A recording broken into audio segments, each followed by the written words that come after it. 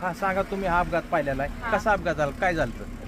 पहिल्यांदा ते आलेलं विमान आणि पहिल्यांदा असं वरून गेलतं, तेव्हा ते चांगलं होतं. नंतर आम्ही घराच्या बाहेरच होतो, आम्ही गुरांना खायलाही टाकलं आणि घरानंतर आलो तर आम्ही बाहेर होतो आणि ते विमान गेलेलं असं खालून आलेलं आणि खालून असं ते खालून आलं आणि ते बरोबर वरती जायचं, ते असं खाली त्याला अटॅक झालं. ते बरोबर म्हणजे 8:45 तेव्हा वाजलेल्या आणि त्याचा म्हणजे आम्ही पाहिलं, पण एवढा मोठा त्याचा असा स्फोट झाला ना, ते आमच्या घरापर्यंत आला.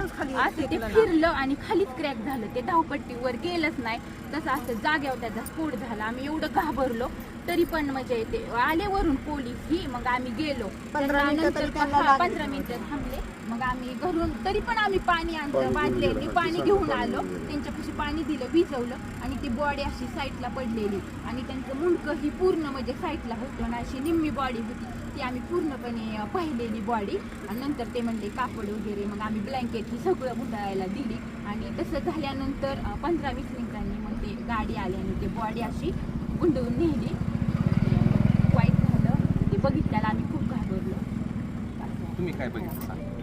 मी तेच बघितलं, ते येऊन खाली कोसळलं आणि मुलं जायची वेळ नेमका टायमिंगच्या वेळ होता 9:45ला. खाली कोसळला, असा भडका झाला, चाक येऊन माझ्यापर्यंत आलं तिथं हातापाशी. काही आम्ही घाबरलो, पोरही आम्ही पळत सुटलो, पण काहीच उपयोग नव्हता.